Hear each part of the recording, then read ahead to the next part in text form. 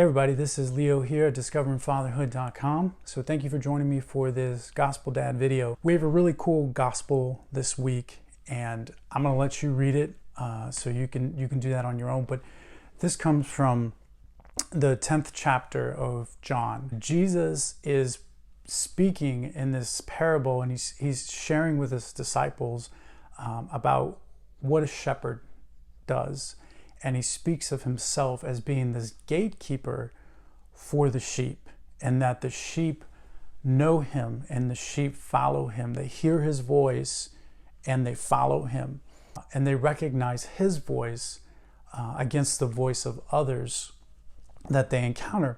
And so I want to talk a little bit about how this applies to us as fathers. Two things stick out. The first thing is that a gate is meant to keep things out and to open and allow things in. So Jesus is very clearly stating in the scriptures here, he says, I am the gate. I am the gate for the sheep. And I think as fathers in our homes, we are the gate, right? The scriptures are very clear that when the disciples or Jesus is speaking something, it's not just for that context in that time, it is also something that applies directly to us in our lives.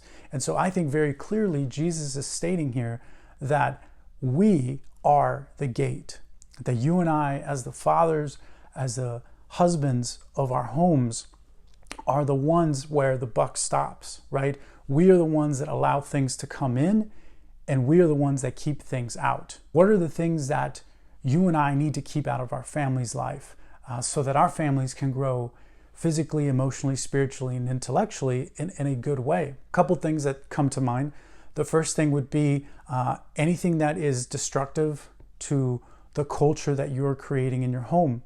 So for example, for me and my wife, we believe that our faith and holiness is the number one goal and mission for our family. And so we are going to keep anything and everything out of our household that is going to pull us away from holiness.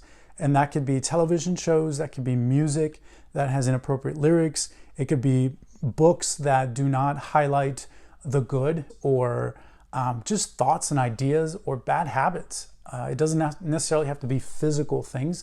It could also be people, right? There are people who are negative and toxic that should not be brought into your family's home or just into your family's culture, okay? So those are some examples of things that shouldn't be allowed in, right? That you should, bar the gate and not allow any of those things to come in. What are those things that we want to bring into our home? Open the gate, so to speak, right? Very similar, but in the opposite sense, right? Things that are going to bring life to your family. And that could be good habits. It could be new traditions that you establish. So for example, praying with your family in a more formal way, right? A habit of having a game night, or making sure that you spend 15 minutes at a minimum with each one of your kids so that they know that you care about them and that you want to have that personal relationship with each one of them. It could be good movies, it could be good music, it could be people that are life-giving that you want to make sure you have more of a relationship with, right? So I know some folks, friends of ours, that once a month will have a couple over that they really enjoy being with, and their children play with their children. And so it's a positive environment. Another thing that sticks out to me about this passage is what Jesus says about the shepherd. He says that the sheep hear the shepherd's voice, and he calls out to them and they follow him, right? They follow him because they recognize his voice. And then it says, but they will not follow a stranger. They will run away from him because they do not recognize the voice of the stranger. Okay, and a couple of things here that I think are so prevalent and necessary and key for us as fathers. Our voice, now in the context of the scripture, yes, it is a literal spoken voice, but I think we can look beyond that as well, that what are we speaking to our kids?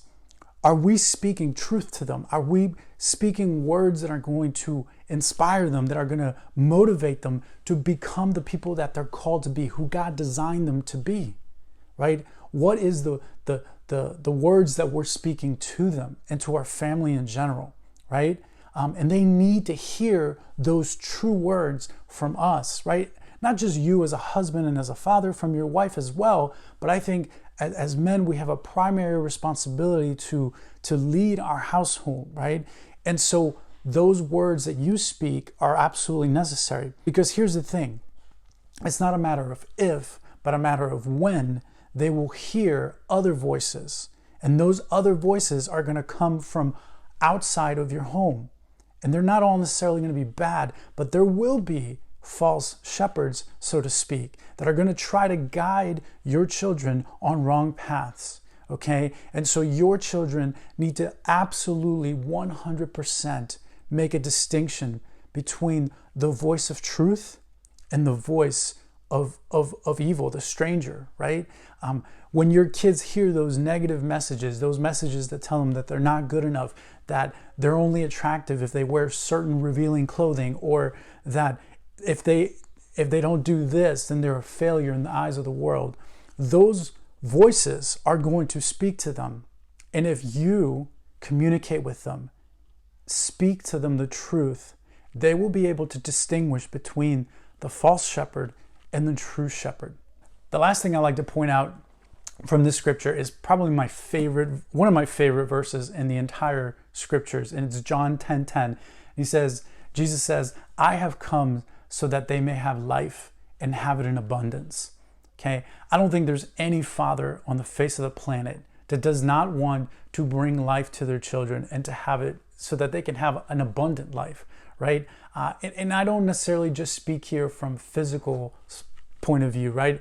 We want our children to be physically, emotionally, spiritually, and intellectually rich. We want all those areas to be abundant, right? And I think that in many ways, this passage today for this Sunday applies to us in a very powerful way. How do we make our children's lives abundant? It begins at home. It begins with you and your wife and your family, making sure that whatever's coming in is good and that you're keeping all the junk out so that they may have this incredibly abundant life.